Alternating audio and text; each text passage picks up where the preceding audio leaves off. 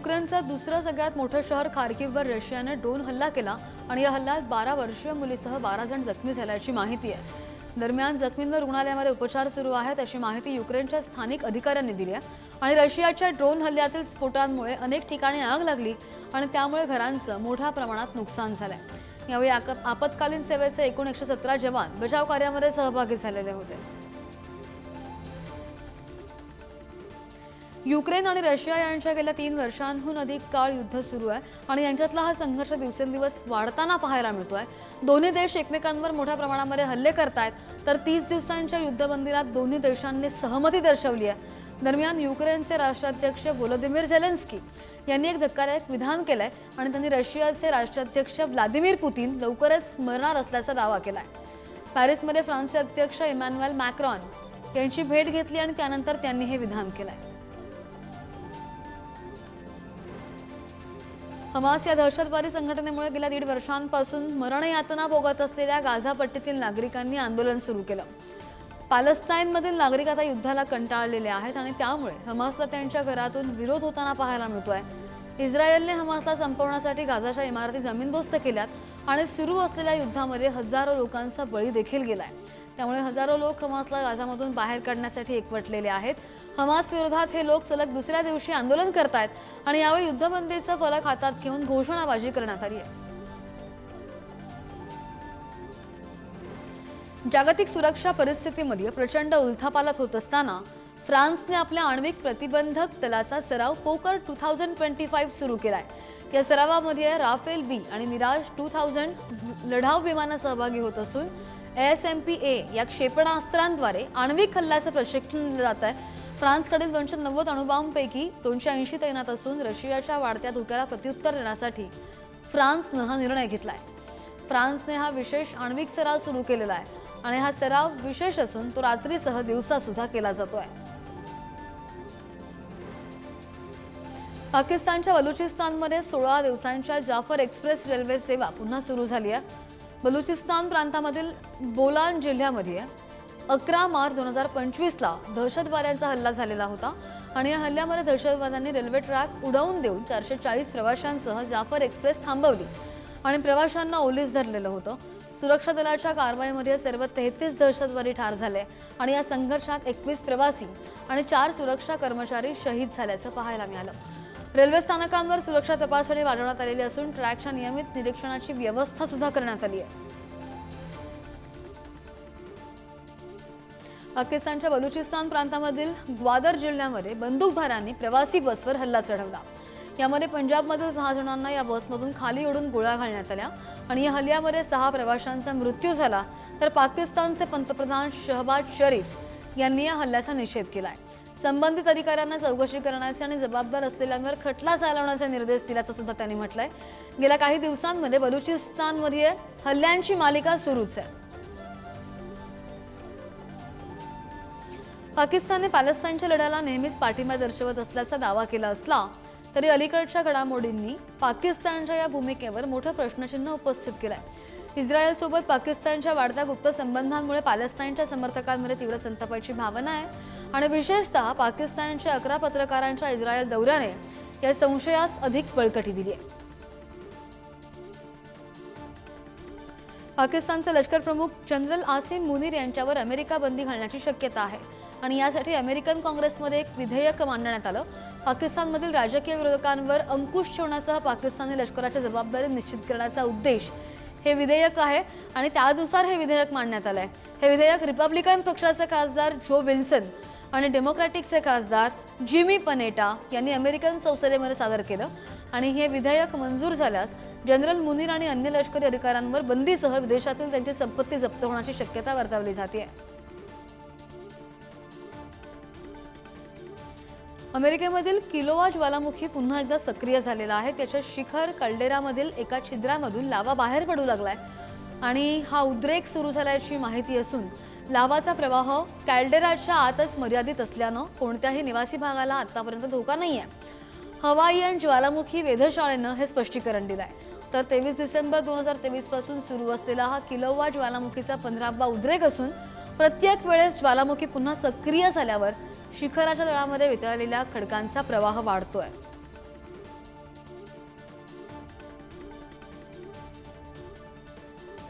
बीजिंगमधील 2025च्या फोरममध्ये AI स्वयंसेवक म्हणून काम करत होते आणि युनिटी जी गॅलबोट सारख्या चीनमधील आघाडीच्या टेक कंपन्यांचे रोबोट बीजिंगमध्ये काम करताना दिसलेत। इनोव्हेशन सेंटरमध्ये विविध डिझाईन्सचे रोबोट त्यांनी नावं आणि निर्मात्यांची नावं या रोबोटवर लावण्यात आलेली होती आणि हे फोरम 27 ते 31 मार्च दरम्यान बीजिंगमध्ये आयोजित करण्यात आलं आहे। New quality productive forces and global technology corporation या थीमवर आधारित फोरमच्या यंदाच्या वार्षिक परिषदेमधील बैठकीमध्ये टेक्नॉलॉजी ट्रेडिंगसह 5 प्रमुख विभागांचा समावेश असेल। एकीकडे भारत आणि कॅनडा या दोनही देशांमधील संबंध सुधारण्याचे प्रयत्न सुरू आहेत आणि अशामध्येच दुसरीकडे भारतीय वंशाच्या महिलेवर हल्ला करण्यात आला। सध्या या घटनेचा व्हिडिओ सोशल मीडियावर व्हायरल होतोय। कॅनडामध्ये भारतीय वंशाचे नागरिक सुरक्षित आहेत का असा प्रश्न सध्या उपस्थित होतोय।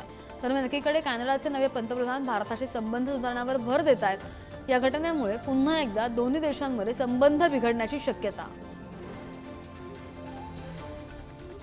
अमेरिकेचे राष्ट्राध्यक्ष डोनाल्ड ट्रम्प यांच्या प्रशासनाने विद्यापीठांमधील आंदोलक विद्यार्थ्यांविरोधात कठोर कारवाई करण्याचा निर्णय घेतलाय।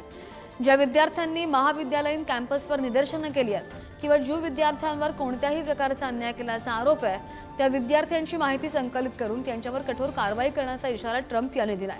या निर्णयामुळे भारतीय विद्यार्थ्यांना भविष्यामध्ये हद्दपारीचा सामना करावा लागू शकतो आणि म्हणूनच त्यांच्यासाठी ही चिंतेची बाब ठरतेय।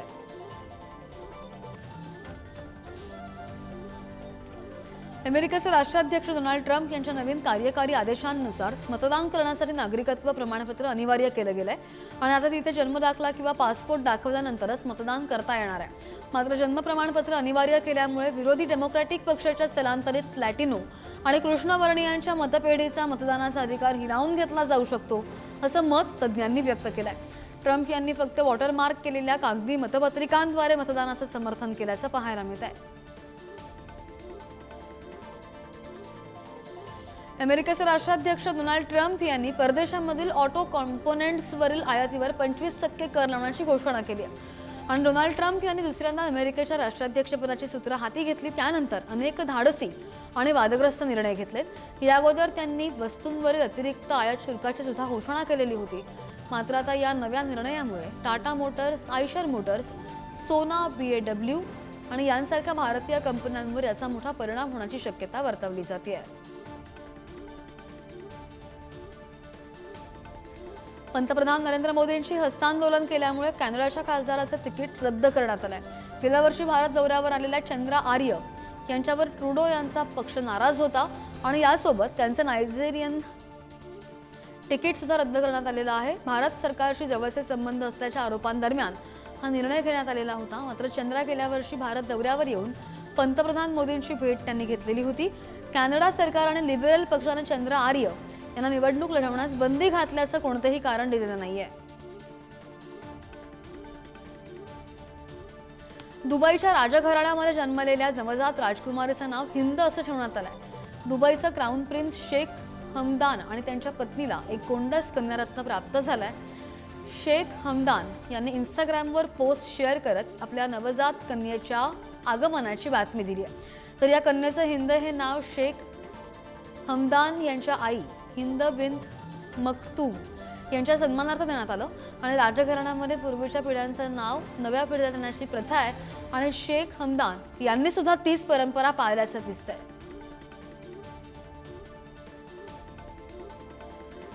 HIV प्रतिबंध आणि उपचारांसाठी आंतरराष्ट्रीय निधी कपात होण्यामुळे जगभरातील आरोग्य व्यवस्थेसमोर मोठं संकट उभं टाकलंय। युरोप आणि अमेरिकेमधील प्रमुख देणगीदार देशांनी निधी कमी करण्याचा निर्णय घेतला आणि त्यामुळे 2030 पर्यंत 10 दशलक्षाहून अधिक नवीन संसर्ग आणि 30 लाख मृत्यू होऊ शकतात असा धक्कादायक अहवाल प्रसिद्ध झालाय। हा अभ्यास लॅन्सेट HIV जर्नलमध्ये प्रकाशित झालेला असून ऑस्ट्रेलियामधील मेलबर्न येथील बर्नेट इन्स्टिट्यूटमधील संशोधकांनी या संभाव्य धोक्याचा सखोल अभ्यास केलाय। गेल्या काही महिन्यांमध्ये अमेरिका आणि युरोपमध्ये अनेक ठिकाणी उद्योगपती इलॉन मस्क यांची इलेक्ट्रिक कार टेस्ला जाळण्यात आली आणि आतापर्यंत 100 टेस्ला कारच्या तोडफोड करण्यात आलेल्या आहेत किंवा त्या जाळण्यात आलेल्या आहेत। या सगळ्या घटना अशा वेळी घडत आहेत जेव्हा टेस्ला लवकरच भारतीय बाजारपेठेमध्ये प्रवेश करणार असल्याची चर्चा आहे। अमेरिका आणि युरोपमध्ये टेस्ला कारना लागलेल्या आगीमुळे मस्क आणि त्यांच्या कंपनीचं मोठं नुकसान होत आहे। 25 मार्चला टेस्लावर झालेल्या हल्ल्यांच्या चौकशीसाठी अमेरिकन तपास संस्था FBI एक विशेष टास्क फोर्सची घोषणा केली. अमेरिकेचे राष्ट्राध्यक्ष डोनाल्ड ट्रम्प यांनी परदेशामधून आयात होणाऱ्या कारवर 25% कर लावण्याची घोषणा केली. त्यावर कॅनडाचे पंतप्रधान मार्क यांनी टीका केल्याचं दिसलं. हा आमच्यावर थेट हल्ला आहे आणि आम्ही आमच्या कामगारांचं आणि कंपन्यांचं रक्षण करू असं कार्नी यांनी म्हटलंय. दरम्यान या निर्णयामुळे अमेरिकेमध्ये नवीन कारखाने उघडतील. कॅनडा आणि मेक्सिकोमध्ये बनवलेले ऑटो पार्ट्स आणि तयार वाहनं आता अमेरिकेमध्ये बनवता येतील असा विश्वास सुद्धा ट्रम्प यांनी व्यक्त केलाय. रशियाचे राष्ट्राध्यक्ष व्लादिमीर पुतीन भारत दौऱ्यावर येणार आहेत आणि मॉस्को दरम्यान असताना पंतप्रधान नरेंद्र मोदी यांनी त्यांना भेटीचं आमंत्रण दिलेलं होतं. पुतीन यांचा हा पहिलाच भारत दौरा असेल. 2022 पासून रशियाचे युक्रेनसोबत युद्ध सुरू आहे आणि या युद्धाच्या पार्श्वभूमीवर पंतप्रधान नरेंद्र मोदी हे व्लादिमीर पुतीन यांच्या सातत्याने संपर्कात होते. त्यामुळे पुतीन यांनी मोदी यांच्यामध्ये चांगले संबंध निर्माण झाले आणि पुतीन यांच्या भारत भेटीची तारीख सुद्धा निश्चित झाली नसली तरी त्यांच्या भेटीची तयारी मात्र सुरू झाली आहे. उत्तराखंडमधील केदारनाथमध्ये 2 मे पासून बाबा केदारनाथ धामचा दरवाजे उघडून यात्रेला सुरुवात होणार आहे आणि यासाठी जय्यत तयारी केली जाते आहे. तर तयारी अंतिम टप्प्यामध्ये आलेली असून गौरीकुंड ते केदारनाथ त्या पायी मार्गावर बर्फ कापून 8 ते 10 फूट खोल मार्ग तयार केला जातोय. यात्रेकरूंसाठी या मार्गाचा वापर होणार आहे. सार्वजनिक बांधकाम विभागाचे कर्मचारी हे हिमखंड कापून रस्ता तयार करतात. हे काम पूर्ण होण्यासाठी सुमारे 1 महिना लागेल. भारतीय लष्कराकडून आज अरुणाचल प्रदेशमध्ये लष्करी सराव करण्यात आला. हा सराव उंच पर्वतीय भागामध्ये आयोजित करण्यात आलेला होता आणि यावेळी त्याला एक्स प्रचंड प्रहार असं नाव देण्यात आलं. हा सराव 25 मार्चच्या आजपर्यंत सुरू होता आणि यामध्ये भारतीय लष्कर, हवाई दल आणि भारतीय वायुदलाच्या इतर भागांनी एकत्रितपणे चांगली कामगिरी केली आहे. हा सराव विशेषतः भविष्यातील युद्धाची तयारी करण्यासाठी आयोजित करण्यात आलेला होता आणि या सरावाचं एकमेव उद्दिष्ट भारतीय सैन्याला हे पाहायचं आहे की नौदल, लष्कर आणि हवाई दल एकत्रितपणे कोणतेही युद्ध कसे लढण्यास सक्षम असतील.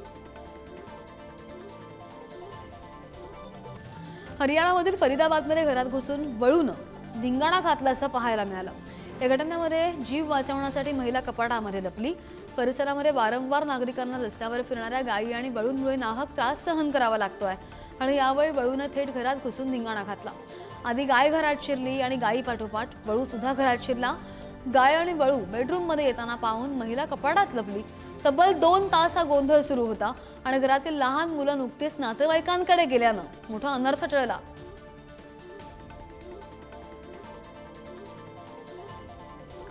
भारतीय लष्कराची संरक्षण क्षमता वाढवण्यासाठी संरक्षण मंत्रालयानं बुधवारी 6,900 कोटी रुपयांचा करार केला.